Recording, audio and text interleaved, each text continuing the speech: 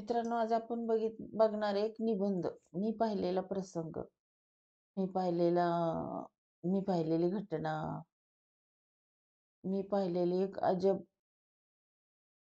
प्रसंग, असं काही येऊ शकतं. त्यात हा लिहा तुम्ही. खरं तर हा खरा झालेला आहे माझ्याबरोबर. माझे बाबा आर्मीमध्ये होते. तेव्हा त्यांचं पोस्टिंग आंध्र प्रदेशात होतं. मिलिटरी कॅम्पमध्ये राहत होतो आम्ही. कॅम्पाच्या शेजारी मोठं जंगल होतं. जंगलाच्या कडेने उंचच उंच झाडे होती. अगदी झाडांपेक्षाही उंच झाडे होती. शेजारी गार्डन होतं. तिथं मी, बाबा व्यायाम करायला जायचो. खूप मुले खेळायला यायची. ती उंचच्या उंच जाळी का होती? कारण तिथं त्या जंगलामध्ये खूप प्राणी असतील ना, वाघ, चित्ता, सिंह. चित्ता कसा खूप उंच चढू शकतो झाडावर, मग त्या झाडापेक्षाही उंच झाडी होती. एके दिवशी आम्ही असे सकाळी सकाळी व्यायाम करायला गेलो होतो. चित्ता रडल्यासारखा आवाज येऊ लागला. विचित्र आवाज येत होता. आम्ही जाळीजवळ जाऊन पाहिलं तर एक चित्ता विवळत होता. कारण त्याला एका अजगराने मागच्या बाजूनेच पकडलेलं होतं. आणि शेपटीकडून अगदी संपूर्ण पोटाला विळखा घातला होता आणि त्याला शेपटीकडून गिळत होता. त्याची पकड एवढी घट्ट होती की चित्त्याला हालताच येत नव्हतं.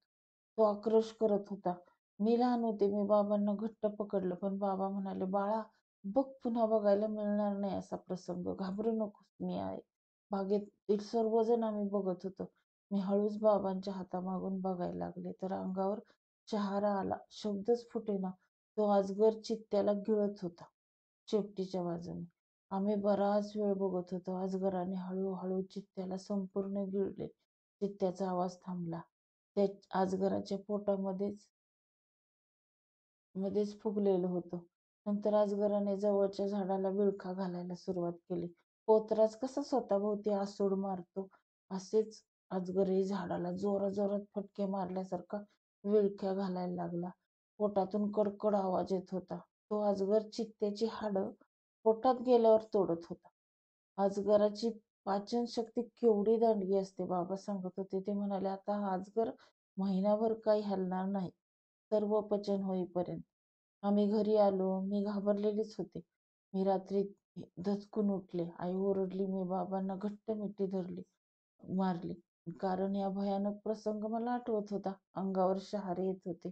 जीवो जीवस्य जीवन, म्हणजे जीव जीवावर जगतो. जरी हे निसर्गाचं तत्व असले तरी हा प्रसंग मी कधीही विसरू शकत नाही. Thank you. Surya Marathi Hindi teacher channel like करा, सबस्क्राईब करा आणि शेअर करा. थँक्यू.